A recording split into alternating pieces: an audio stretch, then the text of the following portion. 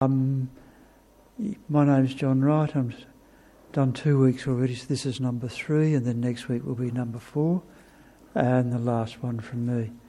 Now, is anyone here tonight who's absolutely brand new? Okay, we have a room full of veterans.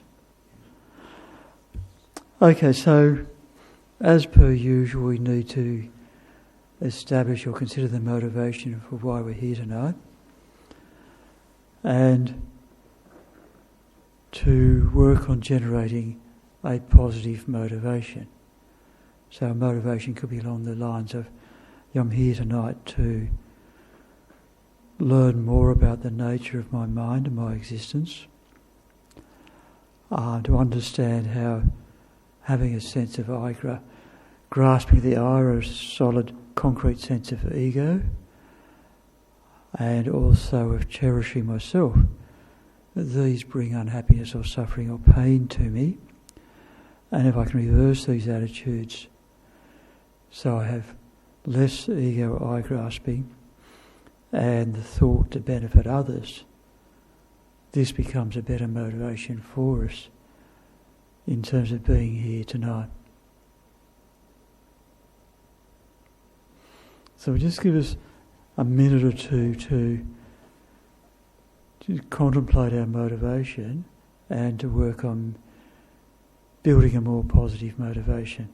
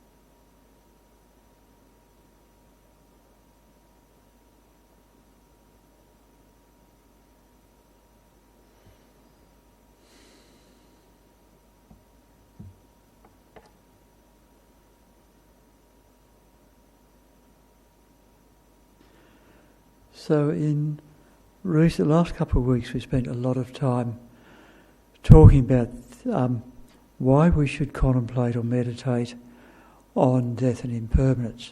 The advantages of doing that and the disadvantages of not doing that. And primarily the major advantage, of course, is that it becomes an incredible stimulus for us to work on developing ourselves spiritually, or working to develop our inner qualities, and to let go of our ego and our faults a bit more. And of course it also, in terms of making us aware that we will die, and that we should work towards preparing for when that occurs. So tonight I want to focus on the actual informal and formal meditations that we can do to help us remember death and impermanence. So in an informal way, for example, now when we go outside, we can see at the moment we have a changing season. Now at the moment, for example, I'm enjoying driving through some suburbs where you've got these beautiful red or golden autumn leaves. And that's a sign of change. Because obviously we had green leaves recently, we'll now get autumn leaves, and then the leaves will drop off and we'll have bare trees, and then come spring we'll get new shoots of growth and new life again. So that can be a very simple reminder that there's similar sort of things happening in our life as well. That as nature changes, also our lives change as well. We've started off young, we go through life, and eventually we slightly do more than drop off like the autumn leaves, but it may not be quite as pretty. But there will be some things left to rake up afterwards or clean up. in terms of that. So yeah, that's one really, really simple example of how things change. If, for example, we go on a picnic one day and we sit by a river or something like that, we can see the water flowing past. And then the things floating in the water, they start up the top and they sort of go past. And so, yeah, if you sit there long enough, we see the changing nature of that river or stream. And in the same way, we can see the changing nature of our life as well, if we're observant enough. And that becomes another example of change and impermanence for us.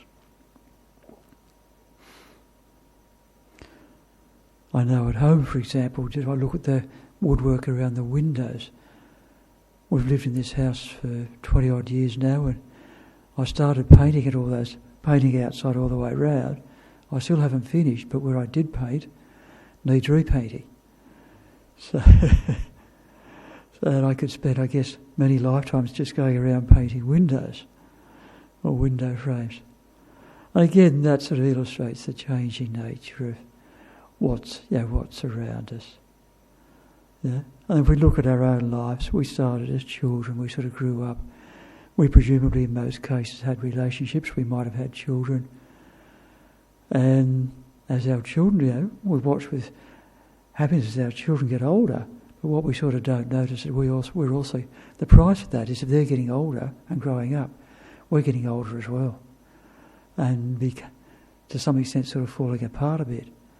I remember about a weekend, so I was walking through the shopping centre at Oakley, which is where I shop regularly, and I watched a lady probably in her 50s or so, and she's sort of strong and tall and got lots of energy and vigour. And with her was a lady who's probably a bit older than me perhaps, or close to 80 or something. She's holding my hand, and she's sort of hunched over. And I presumed it was the mother and daughter. I thought this is really interesting. Here's a strong daughter walking past helping her mother to go somewhere. But I was thinking once upon a time it would have been the other way around. It would have been the mother who was young and strong and full of vitality, and the daughter who would have been sort of small, bopping along, who needed help and guidance. And so I just thought that's a real example of how things have changed over time. And I can remember taking my kids to Oakley Market, so sometimes carrying one on my back, one on the front, or whatever. But now, of course, I clearly don't carry them. I'm getting old, and they don't need to be carried, and they're too big anyway. But and they're independent now, so they're not that interested sort of do the shopping every Saturday morning anyway. But again, that's it's an example of how, as we progress through things, that the change is happening to us, and it's sort of subtle. It's moment by moment, day by day, week by week, and sort of year by year that those changes are occurring. And so there's lots of examples for us of changes that are occurring. And what we can do is in our mind think, here's an example of change, and this applies to me as well.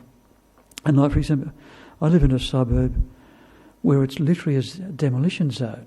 So most of the houses were built sometimes in the late 50s, early 60s, early 70s. And super regularly, there's houses being knocked down and replaced. Sometimes there's 2 or 3, sometimes in the mega mansion. But the suburbs, the 20 odd years that we've lived there, is undergoing incredible transformation. And again, probably for most of us where we live, we can again see that transformation that's occurring. In the same way, the external environment, there's transformation.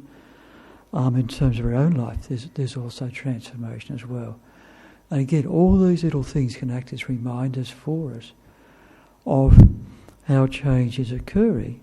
And of course, this is some impermanence at a subtle level, but also at a gross level we have impermanence as well. So, a made sort of gross level impermanence, of course, with a building being knocked down, having a car accident, us dying, for example, getting a broken leg, all those sorts of exciting things are sort of examples of more gross change or gross impermanence, as opposed to the more subtle sort of stuff that if we look back then we sort of notice, or if we go to an atomic level of physics, then we can look at things like the change that's occurring in our body moment by moment.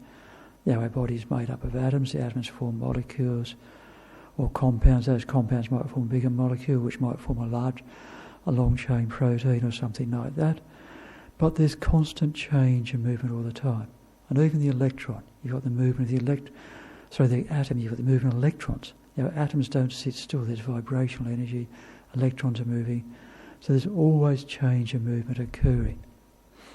So these sorts of things, I guess, are nice, easy, gentle ways for us to remember impermanence and change. Now, within Buddhism, there's a very formal meditation which has 3 major points. And each of those 3 major points has 3 sub-points. So the 3 major points are, number 1 is the inevitability of death. In other words, death is going to occur to all of us. The second one is the uncertainty of the time when we will die. In other words, we have no idea when we are going to die, unless we've got a degree of clairvoyance, and we might know through that way. And the third one is the sorts of things we have in this life are not going to help us. There's our wealth, our job, our possessions, our friends.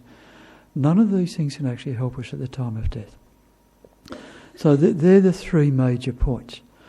Now within those 3 major points each one's got 3 sub-points, if you like. So we'll go back to the inevitability of death. That's absolutely certain we're all going to die. And the first point is that death is going to come, and there are no circumstances that can prevent this. The second point is that our lifespan's not increasing, rather it's getting shorter every day. And the third point is that when we look at how we allocate time in our life, we've actually got very little time left for spiritual practice. And when we sort of break down, see what's involved. So going back we're in the major heading of inevitability of death, and the first point is that death can come and no circumstance can prevent this. So we can look, and if I look at my case, my grandparents are all dead. And the last grandparent probably died, I think, in the mid-60s, for example. The first one died, I think, in 1924. But they're all gone. If I look at my parents, both my parents have died. In the case of my father, that was in 1956, so that was a while ago. In the case of my mother, that was 2002. So again, quite a way away. If I look at all my aunts and uncles, have all gone. In terms of my cousins, as far as I know, there's only one who's gone. The rest of us are all here, but we're all in our 70s and 80s. So it's only, we're not young anymore. It's only a matter of time before we fall off the perch or head off to our next destination.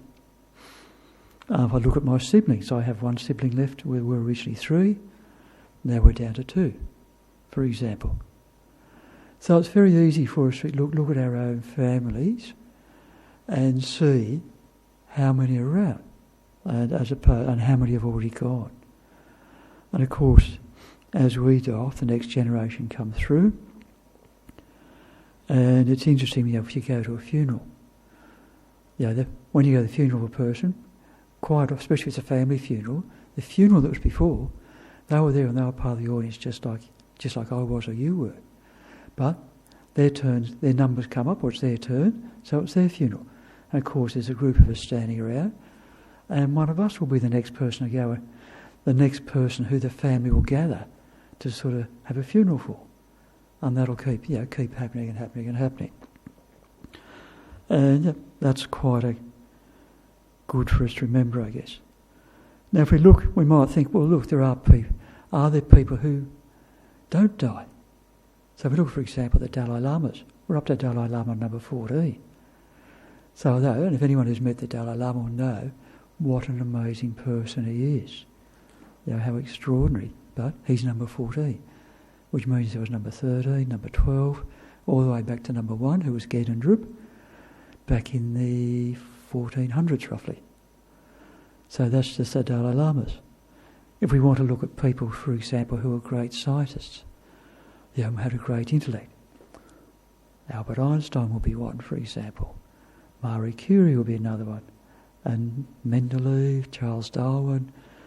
There's all sorts of scientists we can think of who made incredible discoveries, or that sort of help us in this modern day and age, but each one of them has died. If we look at our sporting heroes, and in their prime of their life they seem invincible, they seem very strong. No one can beat them. But they all retire and they gradually sort of decline in their physical strength and vigour and their physical attributes, the power, the control they have over their body, all that sort of stuff, and eventually they die. And for those into AFL, I think that's Ron Barassi will be a recent one, for example. I'm sure I can't. In the cricket, Don Bradman obviously will be at one. Or Shane Warne. Shane Warne had seemed this invincible party guy, nothing was going to touch him. I don't think he even got to 50, did he? Or very close to it. So he wasn't quite as invincible as he thought.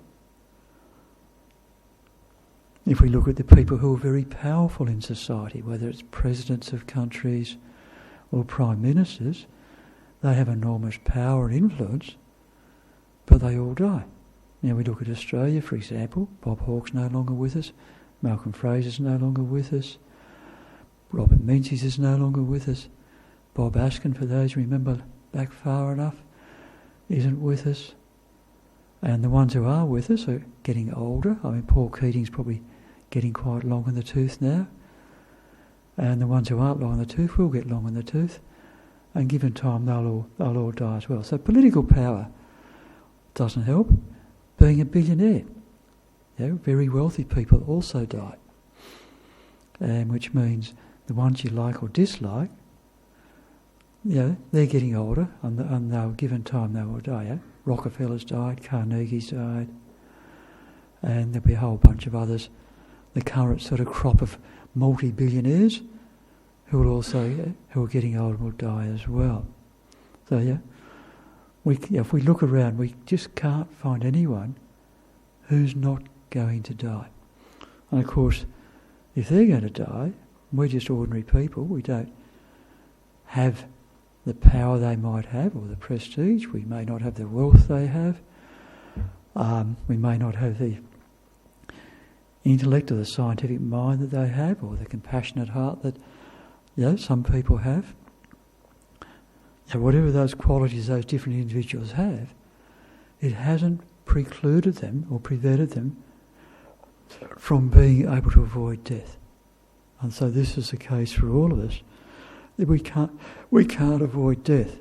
It's definitely going to happen for all of us. Now, the second part in the inevitability of death is our lifespan is not increasing, but rather every moment it's getting less. And the really classic image to use is a candle.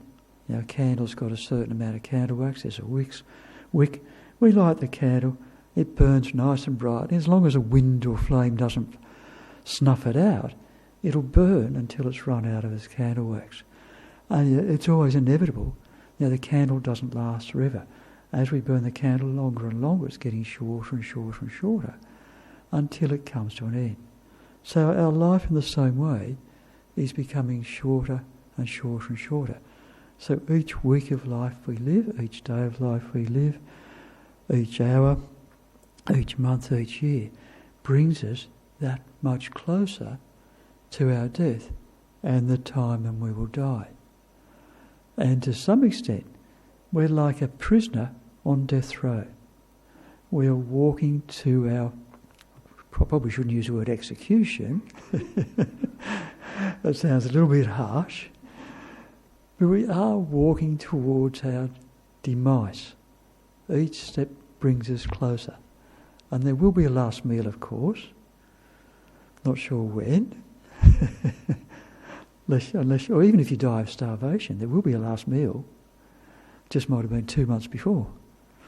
But we're getting, each moment by moment, we're getting closer to death rather than we're getting further from death. It's like if you drive from here to Sydney, each kilometre of the road, you're getting closer to Sydney. Now, some of you might think Sydney's death. Others might think otherwise. And of course, the other thing, of course, is behind you, you're getting further and further away from Melbourne. In other words, where you started from. So if we look at ourselves, we're getting further and further away from when we started this life. And we're getting closer and closer to when this life is going to finish. So each moment is bringing us closer to death. Now, the next point in this inevitability of death group of three is thinking about, as we progress through life, we look, and let's say, for example, I've got 10 more years to go, which will get me into my 80s. Yeah, close to it, yeah. In that 10 years of time, I possibly might spend about a third of it sleeping. So that's going to leave me about 6 2/3 years, or about 6.7 years or something like that.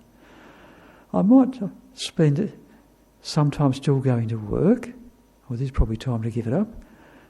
And that'll get, if you're still at working age, that's going to take up probably another 8, probably 10 hours a day by the time you travel to work, get back. So out of the 24 hours, that's 18 accounted for. Let me get my maths right. Yeah, that's about 18 hours left. Then there's remaining 6 or 7 hours. And we're going to spend some of that time preparing food, cooking, having a shower, talking to the people at home, eating, maybe watch the news or watch the cricket or the rugby league or something interesting. Or come here, which is even more exciting.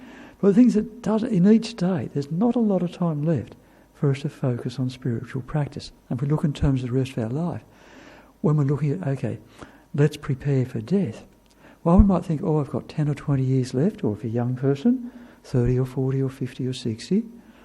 When we sort of look at all the things that take up, that we use our time on, there's actually not a lot of time for us left to use to prepare.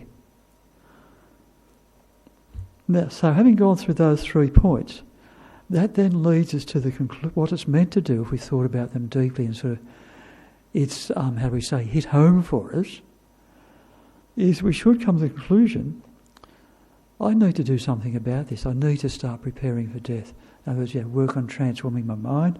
So I've developed more love and compassion. I've developed more insight in the nature of the self or the I. Developed more wisdom. So there's less grasping and less selfishness, those sorts of things. So the conclusion from those 3 subpoints is I need to sort of start doing this in my life. We then go to the so we've completed the first point, which is the actual way, is we need to remember death. To the second point, the inevitability. So we've got the inevitability of death being the first point, and the second point being the uncertainty of when we will die. Now, it's very easy for us to watch the news or read newspapers, or just go through your own family tree. I mean, I've got a book about that thick that one of my relatives, probably about 40 years ago, put together on the right family history. With all these long lists of ancestors and aunts and uncles and cousins, and when they were born and when they died. So we can see very clearly there that people die at different ages. We know that some people die in the womb. It might be after 1 week or 2 weeks or 1 month or 3 months or even at 8 months or 9 months. There are people who die in the womb. Or then people who die at the time of birth or in the first few weeks after or the first few months or early years. In our modern Western society, it's not so common, but once upon a time it was. And I think can't remember which culture it was, whether it's North American Indian culture or something like that. I think there's this idea that until you got a child up to the age of 5, you didn't really, it's like you weren't sure whether you had them or not. Then you felt more if you got them to 5, then you're confident you sort of had them. So there's this very strong idea of impermanence and the possibility that child's life was quite fragile and they could die quite easily. If you get them to 5, then they're stronger, and there's more certainty that they grow up to be an adult. So our lifespan is absolutely not fixed. I know an old friend of mine who's now passed away. He had 2 sayings. One of his sayings was, the young may die, the old will die. And his other ones, every time I'd go and see him, he lived in Canberra, was, I'm still here. And he got to say that until he was about 91. But after that, of course, then he wasn't here. So, but the lifespan, there are people who live to 100. If we look at the royal family, for example, the English royal family or British royal family, in over 1,000 years, there's only been one of them who got to be over 100, which was the mother of Queen Elizabeth. She got, I think, to 103, 104. But she's the only one, even with the privileged lifestyle and being looked after, etc., she's the only one. If you look at American presidents, there's only been one who's got to the age over 100, which was Jimmy Carter, for example. All the others have died at an earlier age. So, people can get to a long lifespan. And I think the record in the world is 127 something, a French lady. And there's an interesting story that when she was probably in her 80s or 90s, a guy who was an accountant in his 40s or 50s, and they have this habit in France of what you can do, you say, look, I'll buy your house and I'll give you the money for it so you can live off that. And in exchange, I'll buy your house, and in exchange I'll give you this pension for life. I'll look after you for the rest of your life. And the idea is that you're waiting for that person. If that person dies quickly, you've had a really good investment. Now, in the case of this lady who lived to, I think it was 127 or something, the accountant who entered this deal with her, he died before her. He got to his 70s. And so the family had to keep making the payments. But she just kept going on and on and on and on. So, it's sort of not there. When our lifespan is not certain at all. And I can think in case my mother-in-law, when she had her 80th birthday party, was, been a wheelie walker for quite a few years already and quite frail. There were, amongst the people, say, there's a conversation, she's not going to make it to her 90th. Now, at least one of those people who said that, who looked quite robust at the time, he's died ahead of her. She's over 90 now, she's almost 92, but we just don't know. The lifespan is uncertain. And we really, some people look really strong and go really quickly. Other people look really frail, hang on and on and on, and even more hang on. And then all sorts of things in between. So the lifespan is not fixed. Now, also the time of when we're going to die is uncertain, because in reality when we look at human existence, there's many factors or circumstances that contribute to our death, and actually there's not many factors that contribute towards us staying alive. So, for example, if we look at the poor guy who went spearfishing the other day, he thought he was going to go home with some fish. He had the intention, I'm going to spear some fish or kill some fish and come home. The irony, of course, is the fish got him. Which is terribly tragic for him and for his family, but he didn't expect that, nor did his family. And this is the thing. His body wasn't strong. That body is, how do we say? There are many factors out there that can contribute to our death. Hopping on the road each day, there's a risk for us.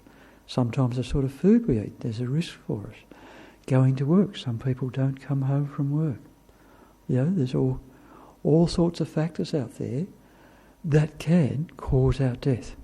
And again, this is part of what makes it uncertain when we're going to die, because we don't know when we're going to run across one of those, whether it's disease or an accident or whatever. If I look at a friend of mine, he's in his 80s, and he in a boarding house in Geelong, and someone with a disturbed state of mind killed him. Guy in his 80s leading a quiet life. Wouldn't have been what, if you're a young guy and you're out being a bit aggressive or a bit of alcohol and stuff like that, perhaps that can happen, but you don't expect an old guy, that to happen to an old guy. But there are lots of circumstances out there that can contribute to our death.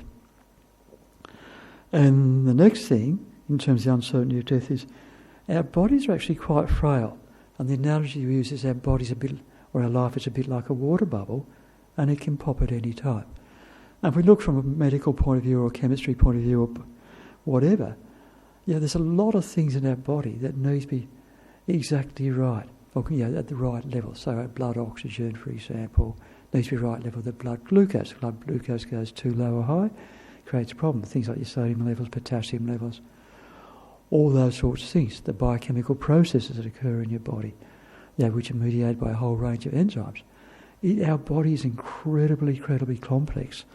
And it only takes something very minor to change that or throw our body out of whack. And so we're not as strong or as invincible as we think. So that covers some of the factors of the uncertainty when we will die. So the final thing is just looking, at the time of death, what helps us? And basically at the time of death, there's nothing that can help us except for our inner practice. And the Buddhists will use our Dharma practice, where the meaning of Dharma is what holds us back, and it's holding us back from suffering, holding us back from our mind being overwhelmed by delusion or negative emotions, from creating negative karma, those sorts of things. So Dharma sort of holds us back from the things that destroy our happiness and well-being. So, for a start, our wealth can't help us. So it doesn't matter how much money we have, to pay for the best doctors or the best care or whatever, our wealth can't help us. And when it comes to the die, really there's no difference between a billionaire and a beggar. The wealth that we have in the bank account, we can't take with us. And of course, there's the old Australian saying that you've never seen a trailer behind a hearse taking someone's belongings with them. That gets left behind. So wealth or our possessions can't help us at all, in terms of death. Also, our friends and relatives can't help us. So, if we run out, imagine we're on our deathbed, we're weak, we're frail, we're gradually letting go of being, our bodies is falling apart and it's going to stop working. We can have our friends and relatives sitting around us, and they can't prevent us from dying. They can't hold our hand and hold us back and stop our consciousness leaving this body and heading off into our next existence. It's impossible for our friends to help us that way. And also our body. So we spent our whole life trying to look after our body, and we do need to have a healthy body. Getting our hair right, getting our makeup right, looking after our teeth, of course, trying to keep warm when it's cold, keep cool when it's hot. We've spent a lot of time and energy trying to look after our body. But as we get older and more decrepit, especially towards the time of death, our body is probably going to be a source of immense discomfort and pain for us. When it feels, probably feel sick and miserable, maybe a bit of nausea. There's all sorts of things like that. So even our body, which we've been able to use to work, to lift, to do all sorts of things, at the time of death, our body can't help us either. And so I should actually just jump back. When we're talking about the uncertainty of death, the conclusion from that is that, we don't know, we know we're going to die, we have absolutely no idea when we die, so there's a really strong imperative that we need to start doing practice and preparation right from this very moment. We can't afford to put things off, because we actually don't know. We may not make it home tonight, for example. We may not get up for breakfast tomorrow. So we have to start straight away. And there's this final one where we're talking about wealth can't help us, friends and relatives can't help us, and our body can't help us, is to come to the understanding that the only thing that can help us is our inner spiritual practice. Our practice of developing ourselves to be a kinder, warmer, softer human being. Rather than sort of being someone who's selfish and self-centred and harming others, etc. So that's the 9-round meditation or formal meditation that can be used. So the 3 main points are the inevitability of death, the uncertainty of when we'll die, and that nothing can help us except our spiritual practice. Now I've gone over time a little bit, or more than a little bit. So we need to do a little bit of meditation. I'm sure you absolutely shouldn't excuse the pun, you're absolutely dead keen to put some of these give some more thought to these and put into practice. How's that sound? Can we cope with that? Okay, so as usual, because you're all experienced, nice posture with the straight, especially with the straight back as much as possible. If you need to stretch and wriggle a fraction, just to get as you've been sitting still for quite a while, you can do that. And then head forward slightly. We'll bring our awareness into the breath and just bring our focus on the breath coming in and out through the nostrils. Be aware of the rise and fall of our abdomen as we breathe. And we just allow the mind to settle on the awareness of the breath for a while, without trying to regulate our breath, and nor are we trying to sort of chase away suppressed thoughts. If a thought arises, just not engage with it, and it will dissipate of its own accord.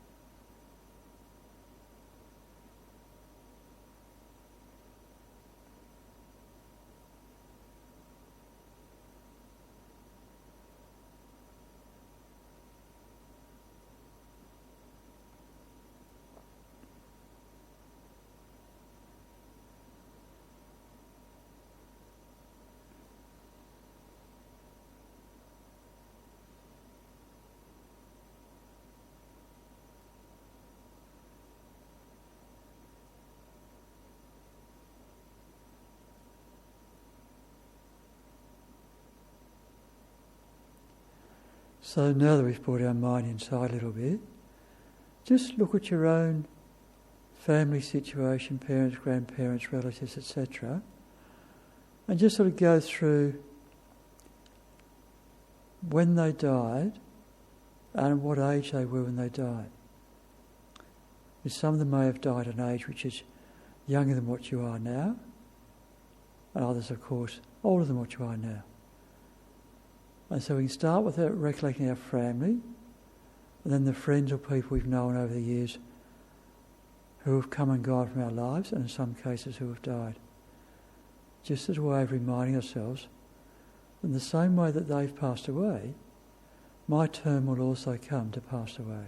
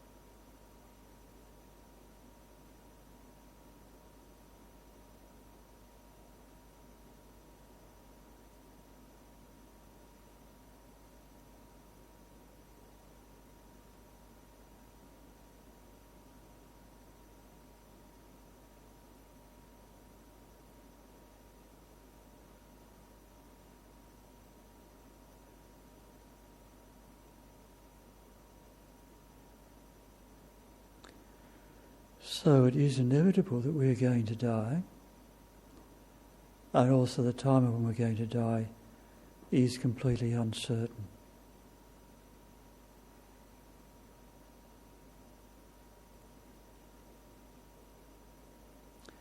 So based on those two ideas, we should give some thought to what should be our priorities or goals for the rest of this life, however short or long it might be. What's the best way for us to use what we have of the remainder of this life?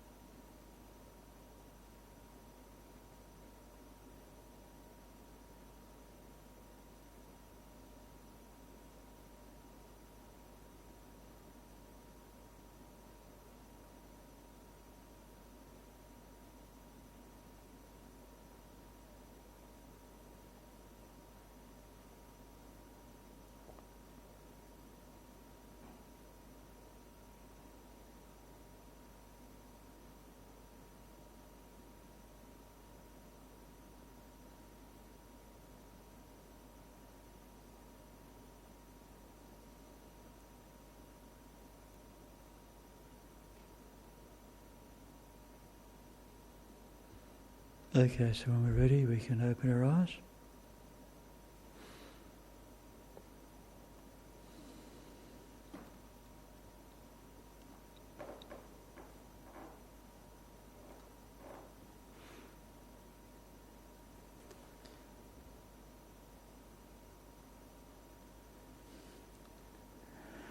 Okay, any questions or comments from anyone?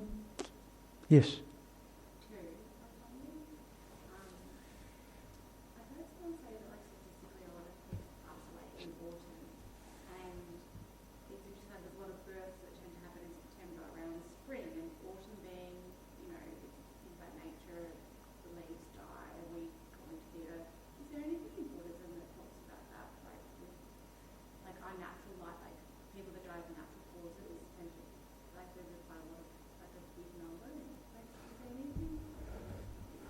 So I'm not sure, I'm a little bit deaf, actually more than a little bit deaf, but we've got the heaters going.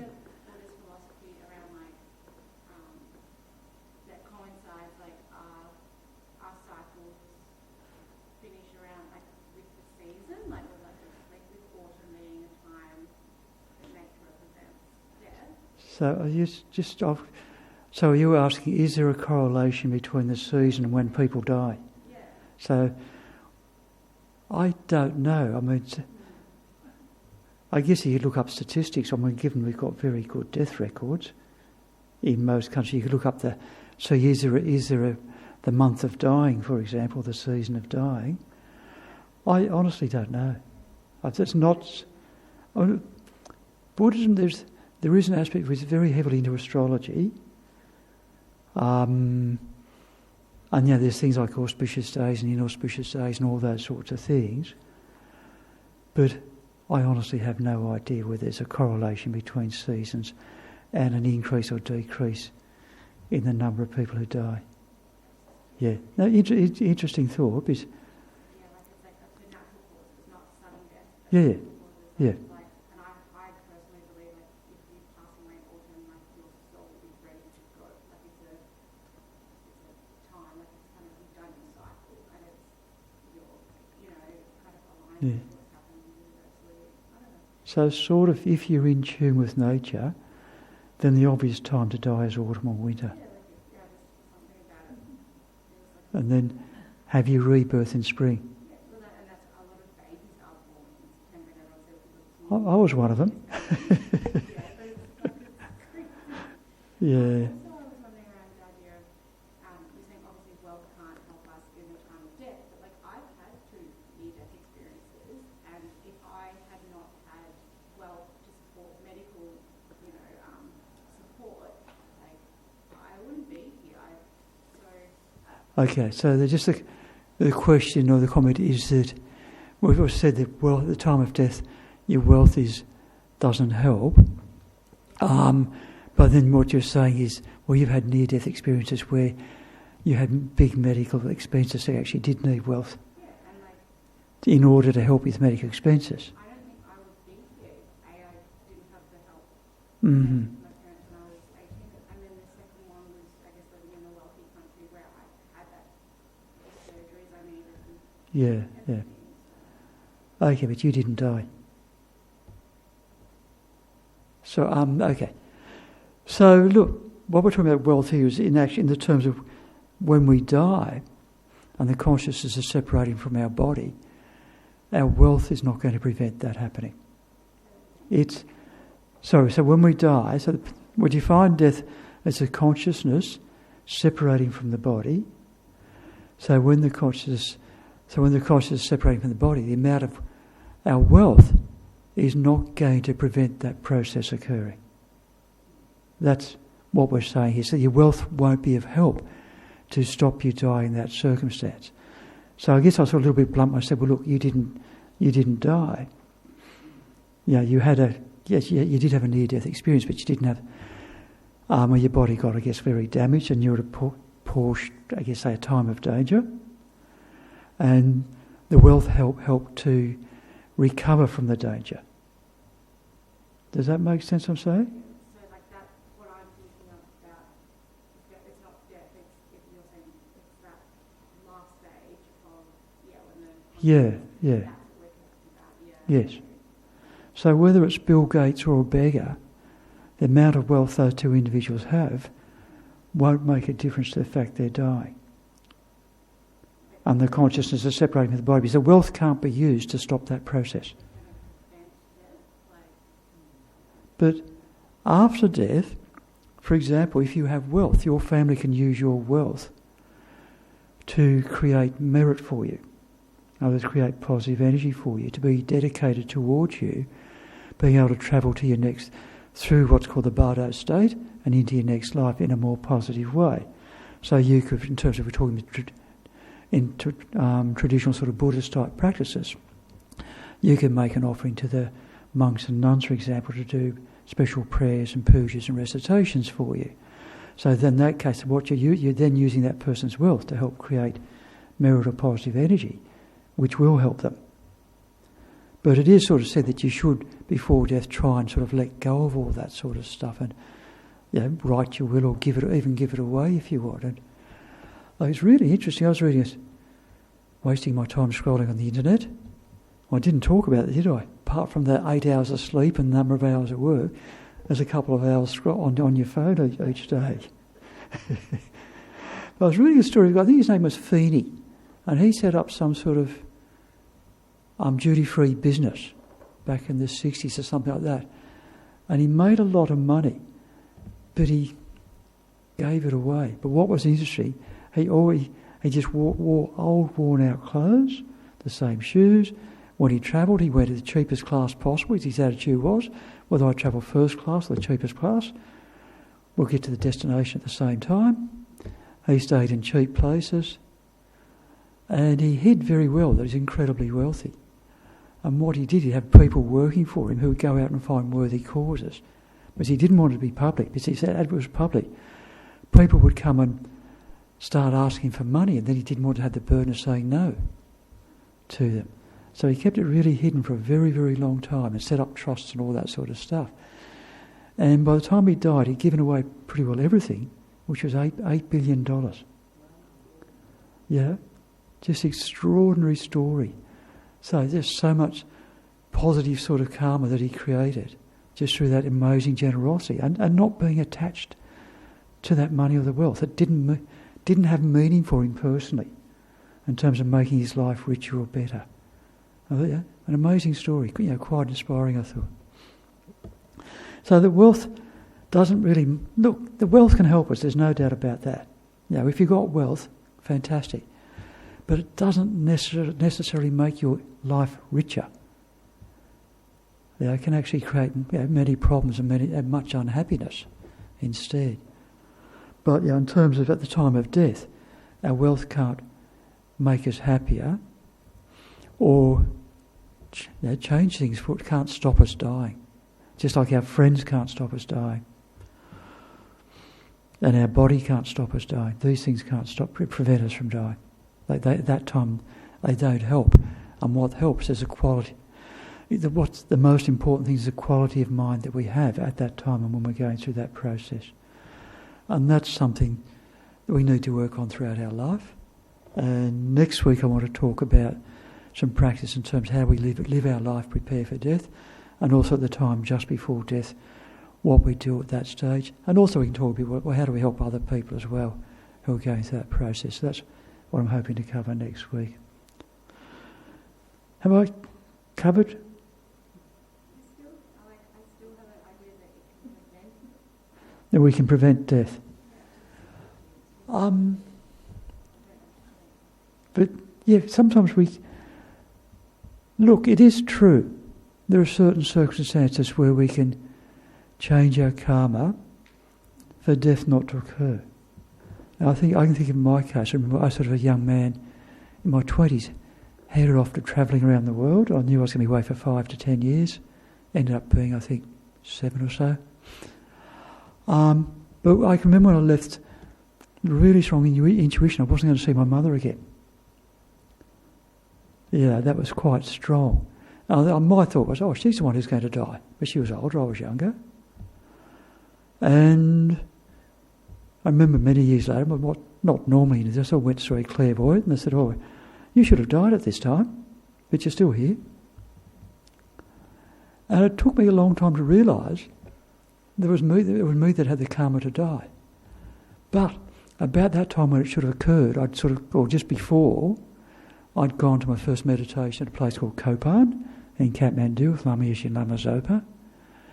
Yeah, I did the 1 month course. I then did the 1 month Lamrim retreat after that. I then signed up for a 3 month purification retreat during monsoon, which was very, very, very intense. I think there was 14 of us, 12 of us got hepatitis at that stage. But that was roughly the time that I should have died. But because I was, met the lamas and was doing this really strong pure, and I'd also done before this 3 month retreat, done a 2 week one up near called Solo Kumbu up near Mount Everest with Lama Zopa. And we did 2 weeks of really intense practice, which included things called Nunos. If you're dead keen, there's a Nuno coming up next weekend here, or 3 in a row in Bendigo starting Tuesday of the following week. Incredibly powerful purification in terms of purifying body, physical karma in particular, purifying your heart in terms of getting anger and that sort of stuff, developing more love and compassion. So I was doing these, very intense practices. And that got me through a period when I should have died. So Buddhism, you have a lifespan. We talk about what's called untimely death. There can be circumstances come in that take away your life. And for example, Geshe Doga gave what's called a permission to practice, or Jainung, for a practice called White Tara on Sunday morning. And White Tara is a practice you can do to extend your life. There's particular formal meditation. And White Tara is the second last deity from left. That's the image of White Tara. So do that practice is for long life and good health. And Geshe Doga for many years did a 1 week White Tara retreat every year. And he's 91, I think, or 90? 90, turning 91. Sharp as a tack, still no wheelie walker, really strong. All that's, just loads of energy. So look, there is some possibility to change things. But somewhere, death still has to happen. We can't avoid it forever. It has to happen. So trade in the old body, get a new body, hopefully. With good circumstances to continue our spiritual practice and become a better person. Okay, any other questions or comments? Okay, so it's that time of day to finish. So look, let's dedicate or direct the positive energy we've created tonight. That it becomes a cause for both ourselves and others to transform our minds to become more positive, more compassionate, more caring, less ego, and ultimately become a fully awakened being, so we have the capacity to lead others or guide others in developing their inner experience to achieve a similar outcome. And I think because I talked about this poor guy that was killed by a shark, that we should make some prayers or dedication for him and his family as well, because he's undergone a very traumatic death, which would have been very hard for him, that he is able to, that we can send our warmth and love from our heart to him, and our dedication and prayers, that his mind's able to become calm and peaceful, and he's able to be able to have a positive and beneficial rebirth. And of course the suffering his family's undergoing, that can be alleviated and lessened as well, and they can feel some sort of warmth and acceptance of their loss through their grieving process as well.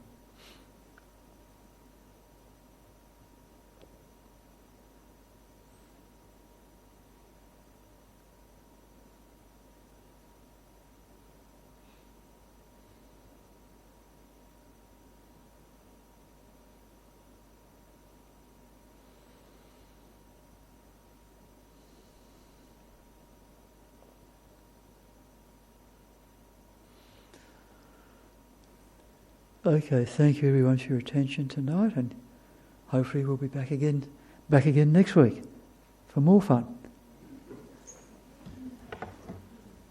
And there's some what looks like really nice sort of bit of food in the kitchen, dining room if you want, and a cup of tea if you want.